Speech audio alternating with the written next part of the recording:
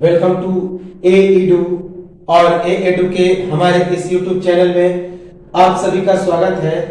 तो साइंस के चैप्टर के अंतर्गत हम लोग एंडोक्राइन सिस्टम या फिर अंतःस्रावी तंत्र और अंतःस्रावी ग्रंथि के बारे में पढ़ रहे थे, जिसके तहत हम लोगों ने पिट्यूटरी ग्लैंड अर्थात पीयूष ग्रंथि, उसके बाद पीनियल ग्लैंड, पीनियल ग्रंथि जिसे गाउदकू ग्रंथि भी कहते हैं, उसके बारे में देखा। उसके बाद हम लोगों ने हाइपोथैलेमस के बारे में देखा और ये जो एंडोक्राइन सिस्टम है इसके अंतर्गत में क्या क्या फंक्शंस होते हैं, कौन कौन से हार्मोन्स होते हैं, कितने पार्ट्स होते हैं, इन सभी को देखा हम लोगों ने। जीएच को देखा, टीएसएच को देखा, तो सभी को हम लोगों ने देख लिया। अब हम लोग देखते हैं इस एंडोक्राइन सिस्टम के अंतर्गत जो पीनियल ग्रंथि होता है, जो गाउदकू ग्रंथि होता है, पीनियल ग्लैंड, उसके बारे में कुछ और इंपॉर्टेंट फैक्ट हैं जिनको हम लोग देखेंगे जो काफी इंपॉर्टेंट है। तो पीनियल ग्रंथि के बारे में सबसे पहला इंपॉर्टेंट फैक्ट है, हालांकि पीनियल ग्रंथि को हमने देखा कि यह पीनियल ग्रंथि कहां पे पाया जाता है, तो मस्तिष्क में, बिल्कुल हाइपोथैलेमस के बिल्कुल सटा हुआ पीछे। और हमने यह भी बताया था कि मस्तिष्क में 3 जो है वह पाए जाते हैं ग्रंथियां। पहला जो है वह पिट्यूटरी ग्लैंड होता है, दूसरा हाइपोथैलेमस, और यह हाइपोथैलेमस इस पीनियल और पिट्यूटरी दोनों को कंट्रोल करता है, जबकि तीसरा जो है पीनियल ग्रंथि। तो 3 जो है हमारे ब्रेन में पाए जाते हैं। और जो हाइपोथैलेमस है उसको न्यूरो हार्मोन्स का वो श्रावण करता है। याद रखेंगे, उसे क्या कहते हैं, तो न्यूरो की संज्ञा दी जाती है क्योंकि यह तंत्रिका तंत्र का भी हिस्सा है। तो न्यूरो एंडोक्राइन सिस्टम भी उसे कहा जाता है। और उसके द्वारा स्रावित हार्मोन, उसकी हार्मोन का सेक्रेशन करता है, तो तंत्रिका हार्मोन या न्यूरो हार्मोन का। तो ये सभी चीजें हम लोगों ने देख लिया था। और पीनियल ग्रंथि के बारे में हमने एक चीज देखा था कि पीनियल ग्रंथि को आत्मा का स्थान कहा जाता है, तीसरी आंख अर्थात थर्ड आई कहा जाता है, इसे पीनियल बॉडी भी कहते हैं, पीनियल काय। उसके बाद पीनियल सेरेब्री भी इसे कहते हैं। तो पीनियल सेरेब्री या एपिफिसिस इसका नाम है। किसका नाम है, तो इस पीनियल ग्रंथि का। पीनियल ग्रंथि को हम लोग जैविक घड़ी के नाम से भी जानते हैं, बायोलॉजिकल वॉच, लैंगिक बायोलॉजिकल वॉच। तो ये चीजें हम लोग देख लिए, इसको हम लोग कंटिन्यू करें। तो पीनियल ग्रंथि भी एक प्रकार से अधःअचेतक अर्थात हाइपोथैलेमस का हिस्सा है और इसमें कैल्शियम की उपस्थिति पाई जाती है। तो हम लोगों ने देखा था कि जैसे ही जब विषुवतीय प्रदेश में क्या होता है कि सूर्य का प्रकाश जो इक्वेटर का एरिया होता है, तो वहां उपस्थित देशों में, और जो व्यक्ति जन्म से अंधा होता है, तो उनमें इस पीनियल ग्रंथि की मात्रा क्या हो जाती है, धीरे धीरे कम हो जाती है। और उस कंडीशन में कैल्शियम का जमाव होने लगता है और व्यक्ति जल्दी ही यौवनावस्था को पार कर जाता है, जल्दी जवान हो जाता है। तो पीनियल ग्रंथि भी एक प्रकार से अधःअचेतक अर्थात हाइपोथैलेमस का हिस्सा है और इसमें कैल्शियम की उपस्थिति पाई जाती है। तो पीनियल ग्रंथि भी एक प्रकार से अधःअचेतक अर्थात हाइपोथैलेमस का हिस्सा है और इसमें कैल्शियम की उपस्थिति पाई जाती है, याद रखेंगे। तो यह पूछा गया है कि पीनियल ग्लैंड में कौन सी धातु की प्रधानता होती है, तो कैल्शियम पाई जाती है।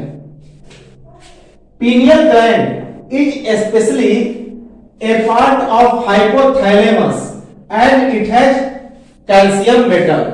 तो it has calcium, उसमें क्या पाया जाता है, calcium, and it is especially a part of hypothalamus.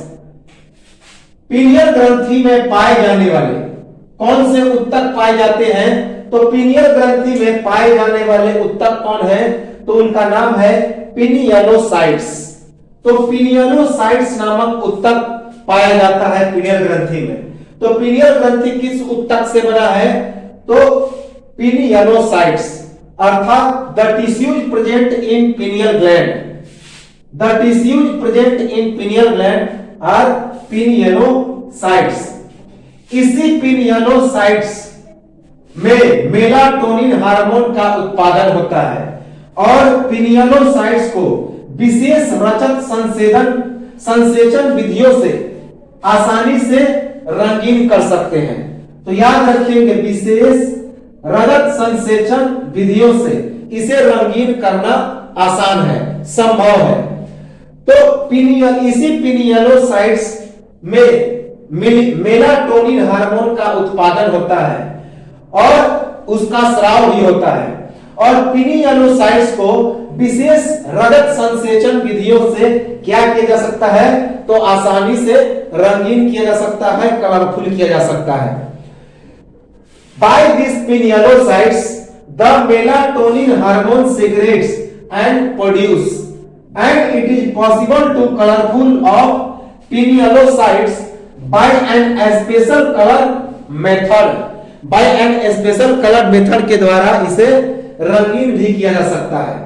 तो पिनियल ग्रंथि में कौन सा उत्तक पाया जाता है, तो पिनियलोसाइट्स पाया जाता है और इसी पिनियलोसाइट्स में किसका उत्पादन होता है, तो मेलाटोनिन हार्मोन का उत्पादन और स्राव होता है और पिनियलोसाइट्स को एक विशेष रजत संसेचन विधियों से अर्थात कलर करने वाले मीडियम से क्या किया सकता है, तो रंगीन करना संभव है, उसे रंगीन किया जा सकता है।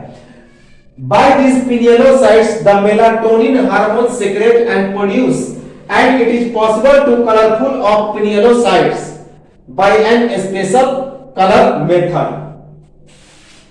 पिनियलोसाइट्स क्या है, तो एक संयोजी उत्तक है, कनेक्टिव टिश्यू है।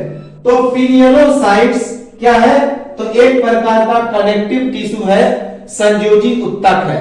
याद रखेंगे, एक प्रकार का कनेक्टिव टिश्यू है, संयोजी उत्तक है। बच्चों में मेलाटोनिन हार्मोन की अधिकता यौन संबंध में बाधक होती है। तो यदि बच्चों में मेलाटोनिन हार्मोन की अधिकता हो जाए तो यौन संबंध में यह बाधक होती है।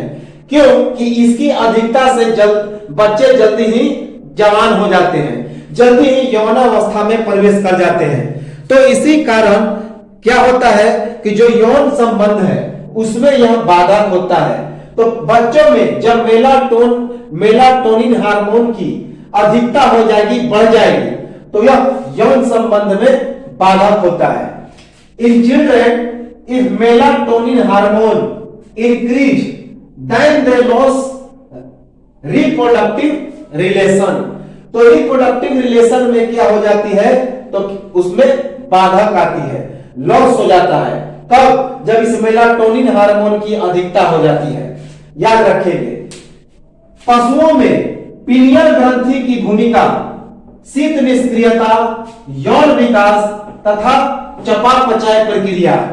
तो पशुओं में पीनियल ग्रंथि की क्या भूमिका होती है, तो पशुओं में पीनियल ग्रंथि के कारण शीत निष्क्रियता की प्रक्रिया होती है, यौन विकास होता है और चयापचय अर्थात मेटाबॉलिज्म की प्रोसेस होती है। तो the role of pineal gland in small animals, यह किसमें, तो छोटे जंतुओं में हाइबरनेशन अर्थात शीत निष्क्रियता की प्रक्रिया होती है, रिप्रोडक्टिव डेवलपमेंट यौन विकास की प्रक्रिया होती है और मेटाबॉलिज्म की प्रक्रिया होती है। तो याद रखिएगा कि जो छोटे पशु हैं, छोटे जंतु हैं, निम्न जंतु हैं, उनमें पीनियल ग्रंथि की क्या भूमिका होती है, तो शीत निष्क्रियता का काम करता है पीनियल ग्रंथि, अर्थात यह हाइबरनेशन का काम करता है, यौन विकास में यह भूमिका अदा करता है, अर्थात रिप्रोडक्टिव डेवलपमेंट का काम करता है और चयापचय की प्रक्रिया में भी भूमिका अदा करता है। तो मेटाबॉलिज्म की प्रोसेस में भी वह रोल अदा करता है। पीनियल ग्रंथि में प्रकाश पारक्रमी एक वर्णक होता है, जिसे क्या कहते हैं, तो मेलानोप्सिन कहते हैं। मेलानोप्सिन इंपॉर्टेंट है कि पीनियल ग्रंथि में अर्थात पीनियल ग्लैंड में प्रकाश पारक्रमी, याद रखेंगे कि लाइट सेंसिटिव एक कलर होता है, पिगमेंट होता है।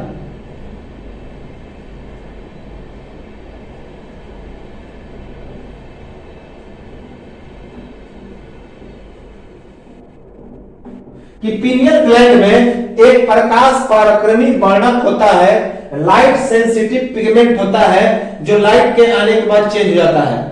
उसे क्या कहते हैं? उस पिगमेंट का नाम है मेलानोप्सिन। मेलानोप्सिन नामक एक पिगमेंट होता है पीनियल ग्रंथि में, जो कि प्रकाश पराक्रमी वर्णक है, लाइट सेंसिटिव पिगमेंट है, याद रखेंगे। तो यह जो था पीनियल ग्रंथि, पीनियल ग्लैंड। पीनियल ग्रंथि के बारे में हमने पूरा देखा, पूरा डिटेल। अब हम लोग आते हैं जो कि इस एंडोक्राइन सिस्टम का एक बेहद ही इंपॉर्टेंट ग्लैंड है। पीयूष ग्रंथि के बाद यह सबसे महत्वपूर्ण ग्रंथि है, जिसका नाम है ऑवटू ग्रंथि, ऑवटू या फिर थायराइड ग्लैंड। तो हम लोग मस्तिष्क के जितने सारे ग्लैंड थे उसे हमने देख लिया, पीनियल ग्लैंड, पिट्यूटरी ग्लैंड और हाइपोथैलेमस। अब हम लोग आते हैं कहां पे? गले में। तो नेक के अंदर में जो पाए जाते हैं उसे ऑवटू ग्रंथि या थायराइड ग्रंथि कहते हैं। इसके बाद हम लोग देखेंगे उप ऑवटू या पैराथायराइड। तो ऑवटू ग्रंथि अर्थात थायराइड ग्लैंड या जिसे हम लोग थायराइड ग्लैंड कहते हैं।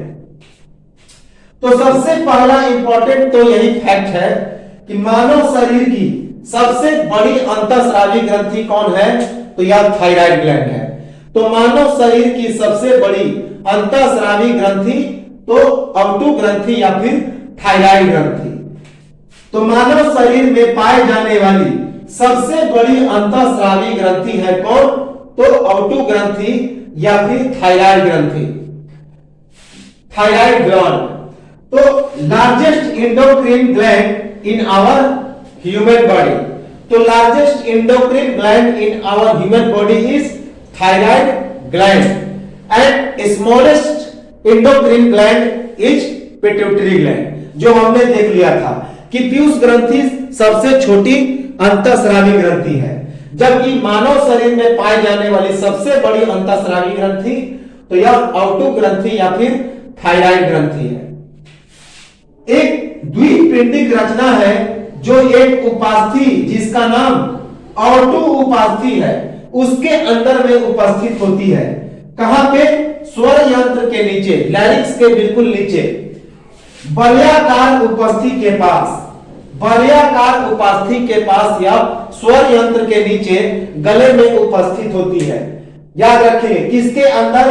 तो ऑवटू उपास्थि के अंदर। याद रखेंगे थायराइड कार्टिलेज के अंदर। तो यह एक द्विपिंडिक रचना होती है। हमने बताया था कि थायराइड ग्रंथि कितनी होती है? तो उसकी संख्या 2 होती है। यह एच के आकार का होता है, तितली के आकार का होता है, इस रूप में होता है, हमने बताया था। एच के रूप में या तितली की तरह होता है, जो कि यहां पे गले में पाया जाता है, ये बिल्कुल यहां पे। तो यह थायराइड ग्रंथि एक द्विपिंडिक रचना है। तो यह एक प्रकार का डबल लेयर का एक रचना है जो एक उपास्थि में पाया जाता है, जिसका नाम क्या है? ऑवटू उपास्थि। उसके अंदर यह स्वर यंत्र के नीचे बलयाकार उपास्थि के पास पाया जाता है। कहां पे? गले में। याद रखेंगे यही पूछा जाता है कि यह कहां पे पाया जाता है? तो गला में। गला में कहां? तो ट्रैकिया के पास। ट्रैकिया में अर्थात जो हमारा श्वास नली है, उस श्वास नली के अंदर में किसके नीचे? तो लैरिक्स के बिल्कुल नीचे। कहां पे? तो वलयाकार उपास्थि के पास, वेंट्रिकुलर जो कार्टिलेज होता है उसी के पास। तो thyroid gland is presented in, thyroid gland is presented in a thyroid cartilage below larynx near cricoid cartilage. तो जो बलयाकार उपास्थि होता है उसे क्या कहते हैं? Cricoid cartilage and it is divided into 2 parts, and it is divided into 2 parts. द्विपिंडित होता है, 2 पिंडों में बटा रहता है। याद रखेंगे thyroid gland is presented in thyroid cartilage below larynx. Larynx अर्थात स्वर यंत्र, जिसके बारे में हम लोग पढ़ चुके हैं, जिसमें वोकल कोड, जिस वोकल कोड भी कहते हैं, जहां से साउंड की उत्पत्ति होती है, यह ट्रैकिया में पाया जाता है, श्वास नली में।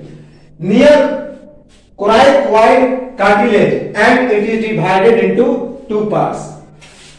अवटु ग्रंथि के दोनों पिंडों का जुड़ाव इस्थमस नामक एक संयोजी ऊतक से होता है। तो ये जो हमारे जो थायराइड ग्रंथि है दोनों तरफ, इसके बीच में एक हड्डी होता है, एक अस्थि होता है। तो इसी अस्थि से दोनों तरफ जो अवटु ग्रंथि होते हैं, थायराइड ग्लैंड होते हैं, जुड़े रहते हैं और इसी का नाम क्या है? इस्थमस। तो इसे क्या कहा जाता है? इस्थमस कहा जाता है। इसे ही इस्थमस कहा जाता है। तो जो थायराइड ग्लैंड होता है दोनों तरफ, उन दोनों तरफ के बीच में एक हड्डी जुड़ा हुआ रहता है। उस बीच की हड्डी को क्या बोलते हैं? तो इस्थमस कहते हैं। कि अवटु ग्रंथि के दोनों पिंडों का जुड़ाव किससे होता है? इस्थमस नामक एक संयोजी ऊतक से। यह एक कनेक्टिव टिश्यू है, संयोजी ऊतक है, क्योंकि ये दोनों अस्थियों को क्या करता, उपास्थियों को जोड़ने का काम करता है। तो both bodies of thyroid gland is connected by a connective tissue called isthmus. तो both body of thyroid gland is connected by a connective tissue called isthmus. इसकी जो आकृति होती है तितली की तरह होती है। अभी हमने बताया यह तितली की तरह, यह एच की तरह नजर आता है।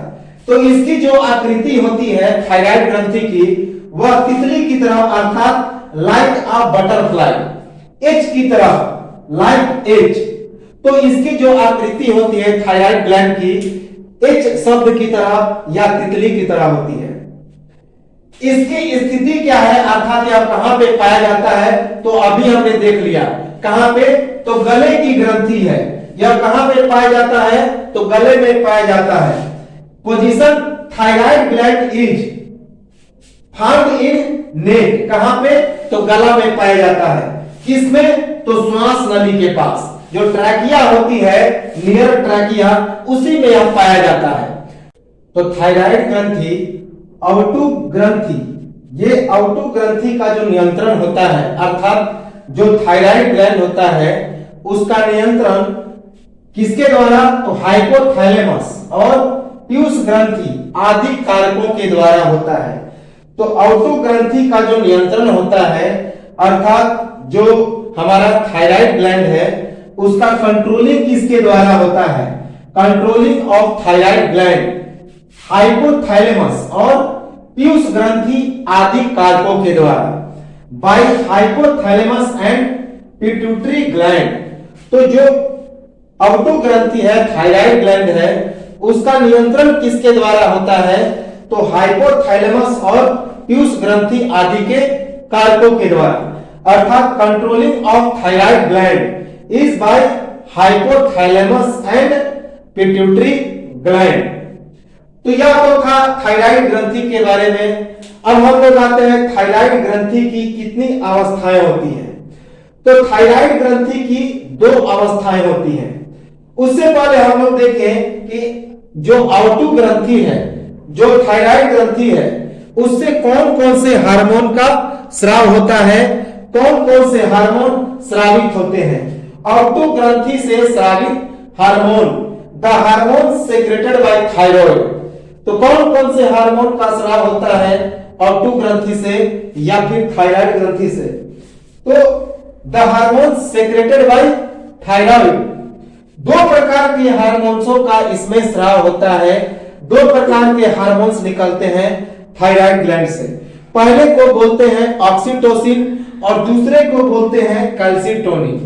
तो ऑक्सीटोसिन और कैल्सिटोनिन, पहला जो है ऑक्सीटोसिन, दूसरा है कैल्सिटोनिन। तो ऑक्सीटोसिन जो होता है उसमें 2 प्रकार के ग्रंथि निकलते हैं। ऑक्सीटोसिन में भी 2 प्रकार, एक का नाम है T3, दूसरे का नाम है T4।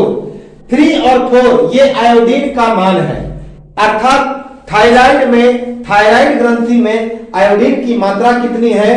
तो T3 अर्थात ये जो ऑक्सीटोसिन है उसमें इसकी में 3 भाग जो है क्या? आयोडीन है। और T4 में अर्थात इस ऑक्सीटोसिन में 4 भाग आयोडीन है। तो एक हो गया T3 जिसका केमिकल नेम क्या है, तो ट्राई आयोडोथायरोनिन, ट्राई आयोडोथायरोनिन याद रखेंगे। और T4 का केमिकल नेम है टेट्रा आयोडोथायरोनिन।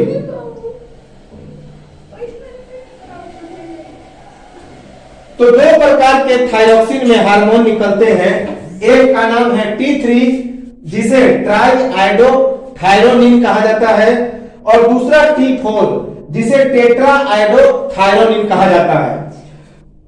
जो T3 होता है उसमें 10% आयोडीन की मात्रा होती है, और जो T4 होता है उसमें 90% आयोडीन की मात्रा होती है। तो जो T4 होता है उसमें 90% आयोडीन की मात्रा होती है, 90% आयोडीन होता है, और T3 में 10% आयोडीन होता है। तो चूंकि 90% आयोडीन होता है T4 में, टेट्रा आयोडोथायरोनिन में, इसी कारण T4 को ही ऑक्सीटोसिन माना जाता है। T4 को ही क्या कहा जाता है, तो ऑक्सीटोसिन कहा जाता है, क्योंकि इसमें 90% आयोडीन होता है। तो T4 को ही थायरॉक्सिन कहा जाता है, क्योंकि इसके पास कितना प्रतिशत आयोडीन है, तो 90% आयोडीन है। तो ये जो थायराइड ग्रंथि है इसमें आयोडीन का होना तो बेहद आवश्यक है। बिना आयोडीन के यह थायराइड ग्रंथि काम नहीं करता है, और आयोडीन की कमी से ग्वाइटर रोग, जिसे गलखंड कहते हैं, घेंगा कहते हैं, वह रोग हो जाता है। गले में काफी फूल जाता है गला। तो थायरॉक्सिन के भी दो हार्मोन, एक का नाम है T3 ट्राई आयोडोथायरोनिन जिसमें 10% आयोडीन होता है, और दूसरा है T4 जिसे टेट्रा आयोडोथायरोनिन कहते हैं, जिसमें 90% आयोडीन होता है। और ये जो T4 होता है इसी को ही थायरॉक्सिन कहा जाता है, क्योंकि इसके पास 90% आयोडीन होता है। T4 is called thyroxine because it has 90% iodine. तो T4 के लिए भी आयोडीन आवश्यक घटक है। तो थायरॉक्सिन के दोनों T4 और T3 दोनों के लिए आयोडीन अत्यावश्यक तत्व है। तो बिना आयोडीन के इस थायरॉक्सिन का निर्माण नहीं हो पाएगा, अर्थात यह जो ऑटो ग्रंथि है, थायराइड ग्रंथि है, इसका निर्माण नहीं हो पाएगा। तो इस T4 के लिए आयोडीन एक आवश्यक घटक है, अर्थात iodine is an essential part, iodine is an essential part. जबकि इस T3 के लिए भी आयोडीन एक इसेंशियल पार्ट है, आवश्यक घटक है। तो ये तो था हमारा ऑटो ग्रंथि से स्रावित होने वाला ऑक्सीटोनिन हार्मोन। दूसरे का नाम है कैल्सीटोनिन। तो कैल्सीटोनिन को जानने से पहले हम लोग देखें कि इस थायरॉक्सिन हार्मोन का क्या काम है, थायरॉक्सिन हार्मोन का क्या क्या फंक्शन है। यह जो थायरॉक्सिन हार्मोन है वह कौन कौन सा काम करता है। तो सबसे पहला काम वसा, प्रोटीन और कार्बोहाइड्रेट के उपापचय को बढ़ाना। तो पहला इसका काम है प्रोटीन, वसा और कार्बोहाइड्रेट के उपापचय को यह क्या करता है, बढ़ाता है, अर्थात increases the metabolism processes of fats, proteins and carbohydrates. तो यह जो हमारा थायरॉक्सिन है, thyroxine increases the metabolism process of fats, proteins and carbohydrates. Thyroxine जो होता है वह रक्त में शर्करा, कोलेस्ट्रॉल और फॉस्फोलिपिड की मात्रा को कम कर देता है। तो ऑक्सीटोसिन रक्त में शर्करा, कोलेस्ट्रॉल और फॉस्फोलिपिड की मात्रा को कम करता है। तो रक्त में जो शर्करा होता है, कोलेस्ट्रॉल होता है, फॉस्फोलिपिड होता है, उसकी मात्रा को कम करता है थायरॉक्सिन याद रखेंगे। Decrease the quantity of starch, cholesterol and phospholipid, decreases the quantity of starch, cholesterol and phospholipid. कौन? थायरॉक्सिन। लाल रक्त कोशिका की मात्रा को बढ़ाकर रक्ताल्पता को रोकथाम करता है। तो यह जो थायरॉक्सिन ग्रंथि है, थायरॉक्सिन क्या करता है? थायरॉक्सिन हार्मोन की लाल रक्त कोशिका की मात्रा को बढ़ा देता है, आरबीसी की क्वांटिटी को बढ़ाता है और उसके बाद रक्त की कमी को कम करता है। रक्ताल्पता अर्थात एनीमिया को क्या करता है? तो रोकता है।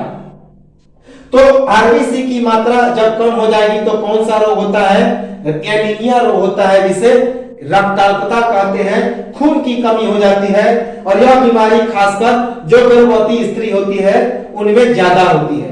तो इस बीमारी को रक्ताल्पता कहते हैं और इसमें हीमोग्लोबिन की मात्रा घट जाती है और आयरन की मात्रा बढ़ानी पड़ती है।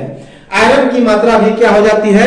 घट जाती है, क्योंकि आयरन की कमी से ही हीमोग्लोबिन की कमी होती है। हीमोग्लोबिन में आयरन होता है। तो लाल रक्त कोशिका की मात्रा को बढ़ाकर यह थायरॉक्सिन रक्ताल्पता को क्या करता है? रोकथाम करता है, रक्त की कमी को बचाता है, रक्त की कमी को रोकता है। The thyroxine decreases anaemia by increases red blood cell. Thyroxine decreases anaemia, anaemia का मतलब होता है रक्ताल्पता। एक प्रकार की बीमारी है जिसमें हीमोग्लोबिन की कमी हो जाती है, आरबीसी की कमी हो जाती है। तो thyroxine decreases anaemia by increasing red blood cell, RBC. हड्डियों, पेशियों, लैंगिक एवं मानसिक वृद्धि पर नियंत्रण। तो यह जो हमारा थायरॉक्सिन हार्मोन है वह क्या करता है? हड्डियों, पेशियों, लैंगिक और मानसिक वृद्धि पर नियंत्रण करता है। याद रखेंगे, control bones, muscles, sexually and mentally growth. तो यह जो थायरॉक्सिन हार्मोन है क्या करता है? It controls bones, muscles, sexually and mentally growth. दुग्ध स्राव को बढ़ाना, यह थायरॉक्सिन ग्रंथि बार बार एग्जाम में पूछा जाता है। दूध की स्राव को बढ़ाने का काम कौन करता है? थायरॉक्सिन। थायरॉक्सिन की कमी से किसकी कमी हो जाती है? तो जो मेमरी ग्लैंड में जो दूध का स्राव होता है माताओं में, उसकी कमी हो जाती है, पशुओं में कमी हो जाती है। तो थायरॉक्सिन हार्मोन दुग्ध के स्राव को बढ़ाता है, अर्थात thyroxine hormone increases milk production and it's secretion. Thyroxine hormone increases milk production and secretion. हृदय गति एवं रक्तचाप पर नियंत्रण। तो यह थायरॉक्सिन ग्रंथि हृदय गति और रक्तचाप पर क्या करता है? तो नियंत्रण करता है। याद रखेंगे, हृदय गति एवं रक्तचाप पर नियंत्रण, अर्थात thyroxine hormone controls heart beat and blood pressure. Thyroxine hormone controls heart beat and blood pressure important है। तो यह तो था थायरॉक्सिन हार्मोन। दूसरा जो हार्मोन है वह है कैल्सीटोनिन। कैल्सीटोनिन, तो कैल्सीटोनिन के बारे में हम लोग देखें तो इसका अन्य नाम क्या है? थायरोकैल्सीटोनिन। इसे थायरोकैल्सीटोनिन भी कहते हैं। थायरोकैल्सीटोनिन इसलिए कहते हैं क्योंकि यह थायराइड ग्रंथि का एक हार्मोन है। तो थायराइड ग्रंथि के हार्मोन के कारण इसे क्या कहा जाता है? तो थायरोकैल्सीटोनिन भी कहा जाता है कैल्सीटोनिन को। It's other name is thyrocalcitonin. The other name of calcitonin is thyrocalcitonin. शरीर की ऊर्जा क्षय, प्रोटीन उत्पादन, अन्य हार्मोन के प्रति होने वाली संवेदनशीलता को क्या करता है? यह नियंत्रित करता है। तो याद रखेंगे, शरीर की ऊर्जा का क्षय, प्रोटीन का उत्पादन एवं अन्य हार्मोन के प्रति होने वाली जो संवेदनाएं होती हैं, संवेदनशीलता होती है, उस पर यह नियंत्रण करता है। कौन? तो कैल्सी। तो जो कैल्सिटोनिन होता है शरीर की ऊर्जा क्षय, प्रोटीन के उत्पादन और अन्य हार्मोन के प्रति होने वाली संवेदनशीलता पर क्या करता है, तो नियंत्रण करता है। शरीर की ऊर्जा की क्षय, प्रोटीन का उत्पादन और अन्य हार्मोन के प्रति होने वाली संवेदनशीलता पर नियंत्रण कौन करता है, तो कैल्सिटोनिन हार्मोन या फिर thyrocalcitonin. Thyrocalcitonin hormone controls loss of energy of our body, production of protein and controls sensitiveness against other hormones. तो जो थायरोकैल्सिटोनिन हार्मोन्स है, it controls loss of energy of our body, production of protein and control sensitiveness against other hormones. Calcium साम्यावस्था में महत्वपूर्ण भूमिका। तो calcium के साम्यावस्था में यह जो कैल्सिटोनिन हार्मोन है वह एक महत्वपूर्ण भूमिका अदा करता है, अर्थात यह क्या करता है, होम्योस्टेसिस करता है, उसको इकट्ठा करता है। तो कैल्शियम साम्यावस्था में यह महत्वपूर्ण भूमिका अदा करता है कौन, तो कैल्सिटोनिन। तो calcitonin important role in calcium homeostatics. तो calcitonin takes part in important role in calcium homeostasis. उसके बाद चयापचय की दर, शरीर की अन्य शारीरिक तंत्रों के विकास और उनके कार्यों की दर पर प्रभाव डालना भी इसका एक महत्वपूर्ण कार्य है। तो यह जो कैल्सिटोनिन है, चयापचय की दर अर्थात रेट ऑफ मेटाबॉलिज्म, शरीर की अन्य शारीरिक तंत्रों का विकास करता है। तो अगर जो हमारे बॉडी की जो वर्किंग है, फंक्शन है, तो उसके डेवलपमेंट करता है और उनके कार्यों की दर पर प्रभाव डालता है। तो उनका रेट ऑफ जो वर्किंग है उस पर क्या करता है, इफेक्ट डालता है, उसकी दर को बढ़ाता है। तो चयापचय की दर अर्थात मेटाबॉलिज्म, रेट ऑफ मेटाबॉलिज्म शरीर के अन्य शारीरिक तंत्रों का विकास करता है, चयापचय की दर को बढ़ाता है और उनके कार्यों की दर पर प्रभाव डालता है। तो चयापचय की दर शरीर की अन्य शारीरिक तंत्रों का विकास और उनके कार्यों की दर पर प्रभाव डालता है कौन, तो कैल्सिटोनिन या थायरोकैल्सिटोनिन। तो these hormones affected rate of metabolism, development of other body systems and also affects their rate of functions. तो these hormones affected rate of metabolism, development of other body systems and also affects their rate of functions. तो यह तो था हमारा thyrocalcitonin या calcitonin. अब हम लोग आते हैं इस ऑटो ग्रंथि की कितनी अवस्थाएं होती हैं, अर्थात states of thyroid gland. Thyroid gland के कितने स्टेट पाए जाते हैं, कितनी अवस्थाओं में यह पाई जाती है। ऑटो ग्रंथि की अवस्थाएं अर्थात स्टेट्स ऑफ थायराइड ग्लैंड, तो दो अवस्थाओं में यह पाई जाती है। एक अति सक्रियता बोलते हैं जिसे हम लोग हाइपर थायरोडिज्म बोलते हैं, और दूसरा निम्न सक्रियता जिसे हाइपोथायरोडिज्म बोलते हैं। तो हाइपरथायरोडिज्म अर्थात अति सक्रियता, अति सक्रियता का मतलब होता है जब थायराइड ग्रंथि ज्यादा सक्रिय हो जाएगा, उसकी मात्रा ज्यादा बढ़ जाए तो उसे हाइपरथायरोडिज्म कहते हैं। और जब इसकी मात्रा कम हो जाए, उसकी सक्रियता कम हो जाए तो उसे निम्न सक्रियता या अल्प सक्रियता कहते हैं, अर्थात हाइपोथायरोडिज्म की मात्रा हो जाती है, उस अवस्था को हाइपोथायरोडिज्म कहते हैं। तो सबसे पहले हम लोग देखें इस अति सक्रियता या हाइपरथायरोडिज्म को। तो हाइपरथायरोडिज्म क्या है कि इस अवस्था में ऑटो ग्रंथि के द्वारा बहुत अधिक मात्रा में हार्मोन का निर्माण होता है, जिससे शरीर के द्वारा अधिक मात्रा में ऊर्जा का उपयोग किया जाता है। तो अति सक्रियता में अर्थात हाइपरथायरोडिज्म में ऑटो ग्रंथि के द्वारा बहुत अधिक मात्रा में ऊर्जा का निर्माण होता है, बहुत अधिक मात्रा में हार्मोन का निर्माण होता है और इस कारण शरीर के द्वारा अधिक मात्रा में ऊर्जा का उपयोग किया जाता है।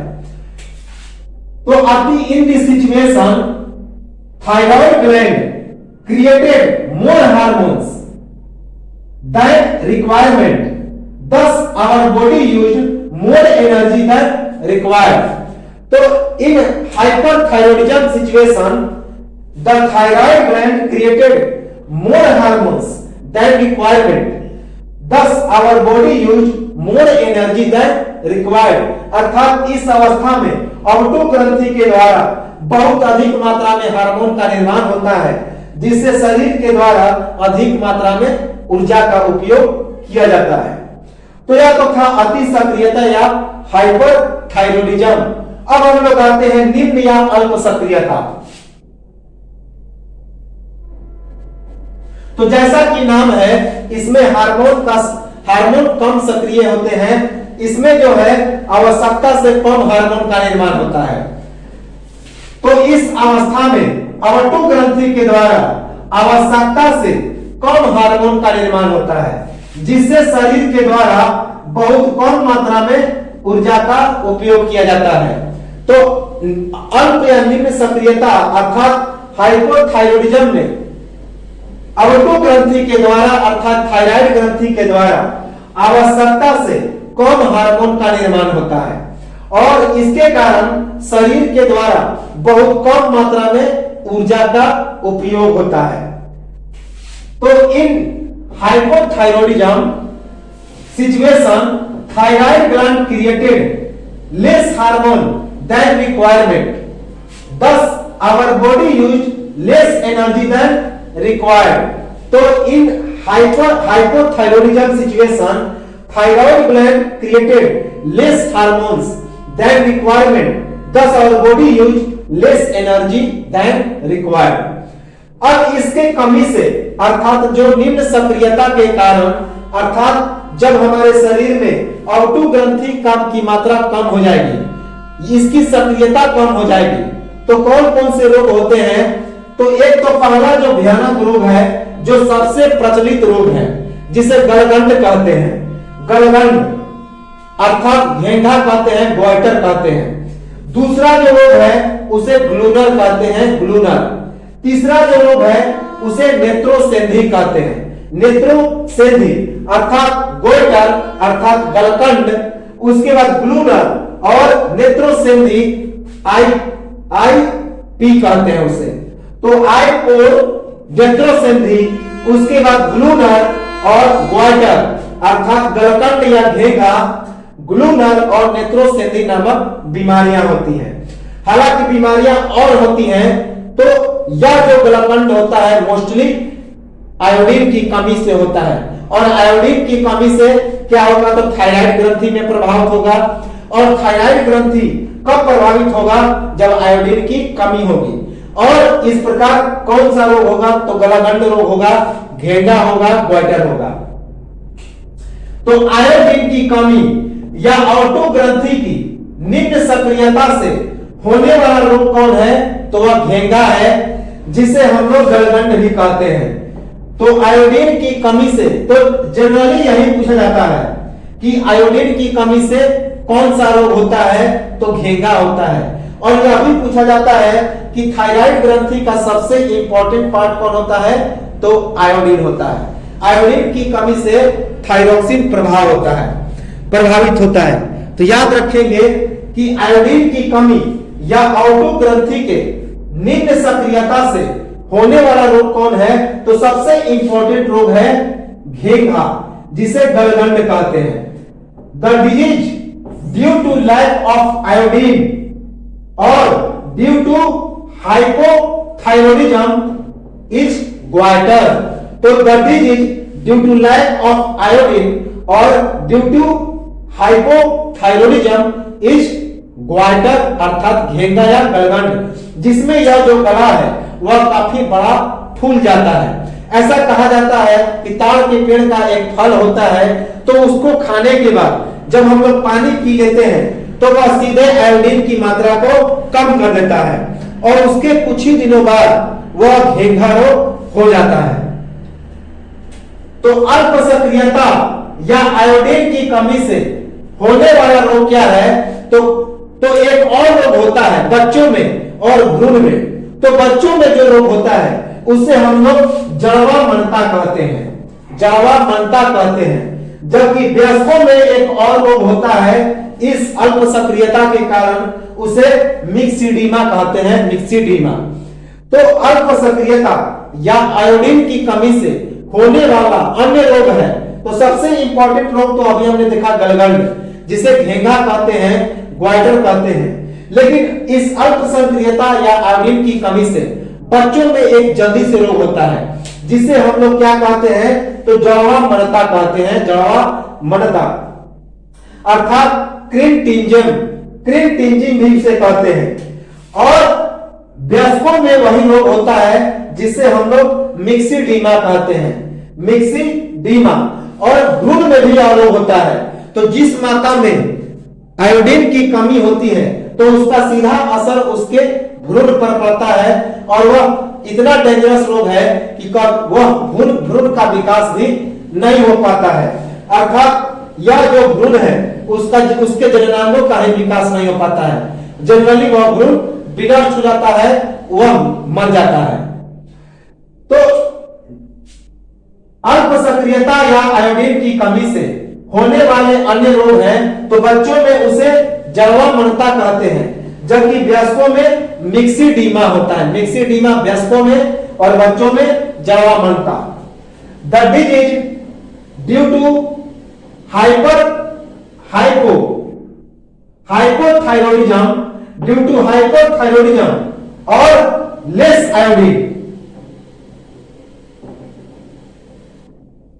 ड्यू टू हाइपोथायरॉयडिज्म और लेस आयोडीन, तो बच्चों में अर्थात इन चिल्ड्रन में उसे क्या कहते हैं? क्रिटिनिज्म कहते हैं, cretinism. Whereas in adults उसको क्या बोलते हैं? तो मिक्सिडीमा बोलते हैं। तो बच्चों में अर्थात the disease due to hypothyroidism और लेस आयोडीन इन चिल्ड्रन में क्या कहा जाता है? तो बच्चों में उसे क्रिटिनिज्म कहा जाता है। But whereas in adults वयस्कों में उसे मिक्सिडीमा कहा जाता है, मिक्सिडीमा।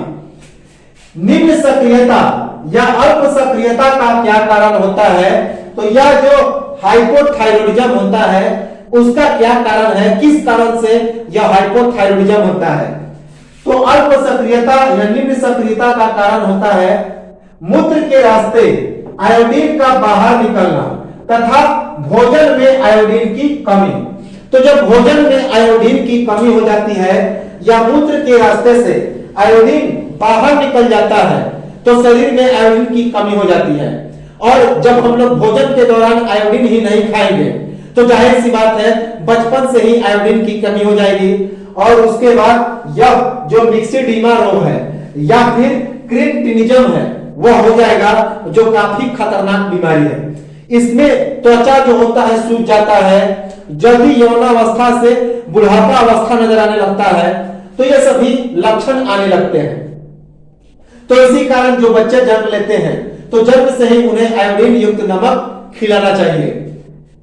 तो निम्न सक्रियता या अल्प सक्रियता का क्या कारण है? तो मूत्र के रास्ते आयोडीन का बाहर निकलना और भोजन में आयोडीन की कमी। Hypothyroidism causes due to exertion of iodine by urine and lack of iodine in food. तो hypothyroidism causes due to exertion of iodine by urine and lack of iodine in food. याद रखेंगे, important है।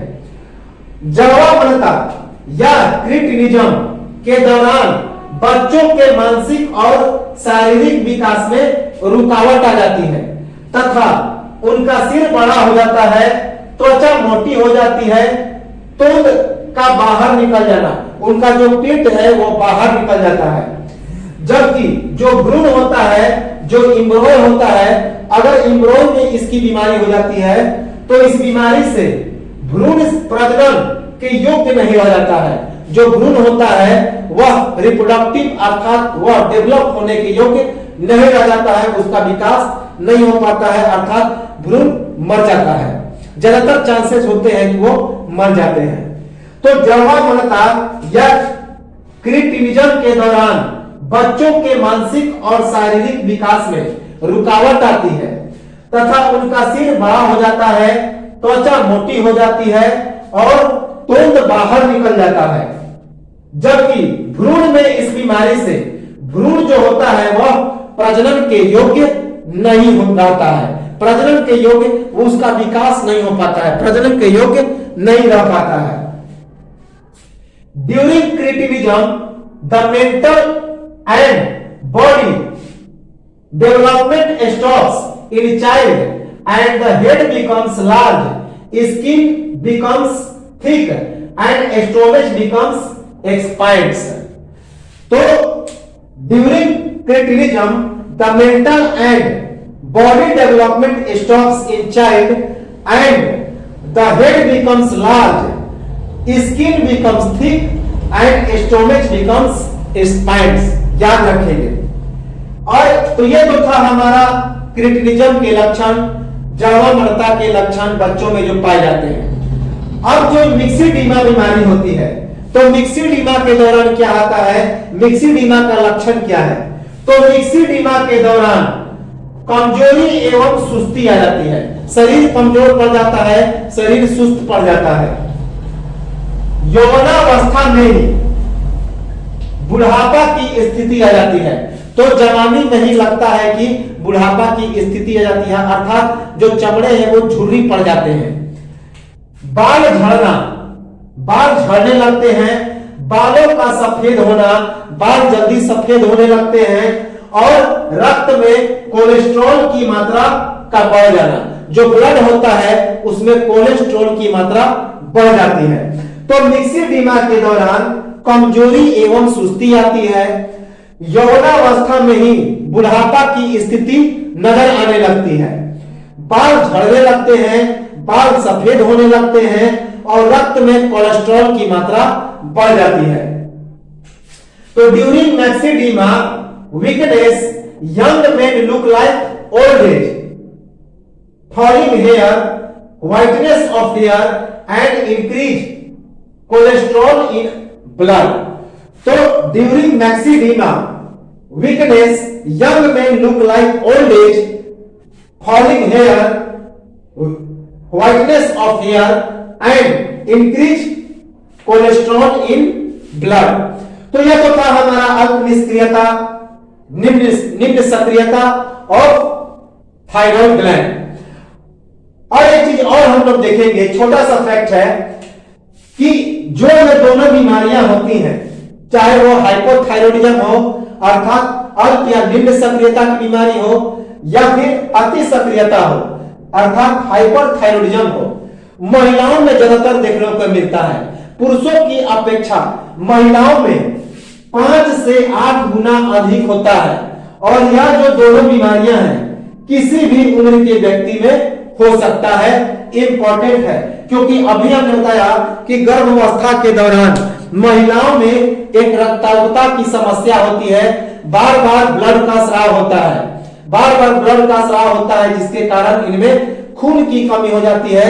इसी कारण उन्हें iron युक्त भोजन देने का सलाह दिया जाता है, अर्थात हीमोग्लोबिन की मात्रा को बढ़ाया जाता है, क्योंकि उनमें बार बार खून की स्राव होने से आयरन अर्थात हीमोग्लोबिन की कमी हो जाती है और उनमें अति सक्रियता या अल्प सक्रियता की बीमारी हो जाती है। कभी कभी ज्यादा खून चढ़ जाने के बाद उनमें यह जो हमारा हाइपरथायरॉयडिज्म है अर्थात यह जो थायराइड ग्रंथि है उसकी मात्रा बढ़ जाती है और कभी कभी खून की कमी से अति सक्रियता, अल्प सक्रियता अर्थात खून की कमी हो जाती है, आयोडीन की कमी हो जाती है। तो इसी कारण यह जो हाइपोथायरॉयडिज्म है और हाइपरथायरॉयडिज्म है, ये दोनों बीमारियां महिलाओं में पुरुषों की अपेक्षा 5 से 8 गुना अधिक होती है, 5 से 8 गुना ज्यादा होती है। और ये दोनों बीमारियां किसी भी उम्र के व्यक्ति में हो सकता है। तो कोई भी उम्र का व्यक्ति हो, एनी एज में सबको हो सकता है, याद रखेंगे। तो यह तो था हमारा आउटो ग्रंथि की अवस्थाएं, स्टेट्स। अगले वीडियो में हम लोग देखेंगे इस अति सक्रियता से होने वाले रोग, और एक सब बहुत ही इंपॉर्टेंट है होमासाटो। तो अति सक्रियता होमोसाटो को देखेंगे हम लोग।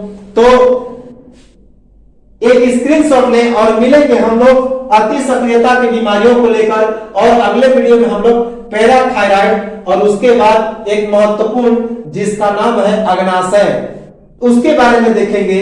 तो मिलते हैं हम लोग अगले वीडियो में, तब तक